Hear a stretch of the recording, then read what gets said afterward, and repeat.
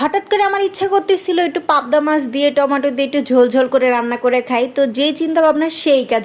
Hello everyone, আসসালামু আলাইকুম, কেমন আছো তোমরা সবাই? তো আজকে ইচ্ছে করতেছিল আমার পাবদা মাছ দিয়ে টমেটো দিয়ে একটু ঝোল রান্না করি। তো প্রথমে সব কিছু কাটাকুটি করে নিছি, সেটা তো তোমরা দেখতেই পারছো। তো এখন আমি রান্নাটা শুরু করে দিছি। আর প্রথমে আমি ভালো করে মশলাটা কষিয়ে নিচ্ছি, তারপর এখন টমেটোটা দিয়ে দিব। আর টমেটোটা দিয়েও গাইস ভালো করে কষাবো, তার কারণ এখন যেহেতু টমেটো সিজন না, তো আমার মনে হয় যে সিজনকালে টমেটো যে একটা স্বাদ, যে একটা টেস্ট, তো এই টমেটো তো ওরকম টেস্ট বা ওরকম স্বাদ পাওয়া যাবে না। তারপরও মনের ভিতরে একটু ভরসা রাখলাম যে না, যাই হোক ভালো হবে ইনশাল্লাহ। গাইস, আমার তরকারিটা এখন কষানো হয়ে গেছে, আর এর ভিতরে আমি এখন পানি দিয়ে দিব ঝোলের জন্য। যেহেতু একটু ঝোল ঝোল করে খেতে ইচ্ছে করতেছিল, তাই ভাবলাম একটু বেশি করে ঝোল দেই। আর তার সাথে কিন্তু ধনিয়া পাতা অবশ্যই যাবে, কারণ ধনিয়া পাতা না দিলে তো তরকারির টেস্ট ভালো হবে না। তো সেই জন্য তরকারিতে ধনিয়া পাতা অবশ্যই দিতে হবে।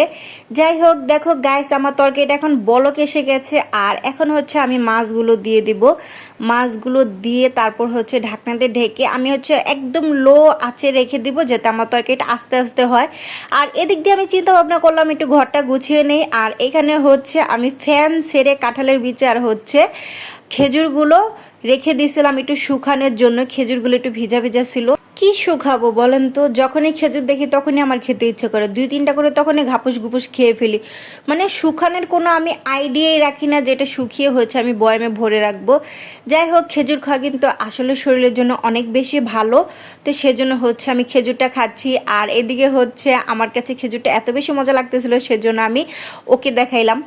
তো এখন চিন্তা ভাবনা করলাম খাওয়া দাওয়া তো সারাক্ষণই থাকবে, তার ভিতরে আমি ঘরটা গুছিয়ে নেই, তারপরে খাওয়া দাওয়া। কারণ মানুষের মুখ যতক্ষণ আছে কিংবা শরীর যতক্ষণ আছে ততক্ষণ তো খাওয়া দাওয়া থাকবেই, তাই না? তো চিন্তা ভাবনা করতেছি ঘরটাকে সুন্দর করে গুছিয়ে নেই, তারপরে তোমাদের সাথে একটা সুন্দর ভিডিও শেয়ার করবো যে আমি ঘরটা কিভাবে গুছালাম। আর আমার ঘরে আসলে গ্যাস তেমন কিছুই নেই, শুধু একটা খাট, আর কিছুই নেই। তো কোনো এক সময় যখন ফার্নিচার কিনবো তখন তোমাদেরকে সুন্দর করে আমার রুমের ভিডিও দেব। তো আমার ঘরটা গোছানো শেষ, তোমাদের সাথে একটু শেয়ার করতেছিলাম। ঘরটা আমার গোছানো হয়ে গেছে। আর তারপরে আমি হাত মুখ ধুয়ে ফ্রেশ হয়ে চলে আসলাম।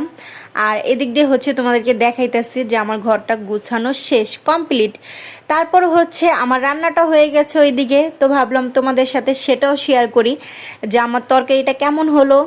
এটা আমার তরকারির ফাইনাল লুক। তো সবাই কমেন্ট করে বলবা পাবদা মাছ দিয়ে টমেটো দিয়ে ঝোলকে কার কার ভালো লাগে।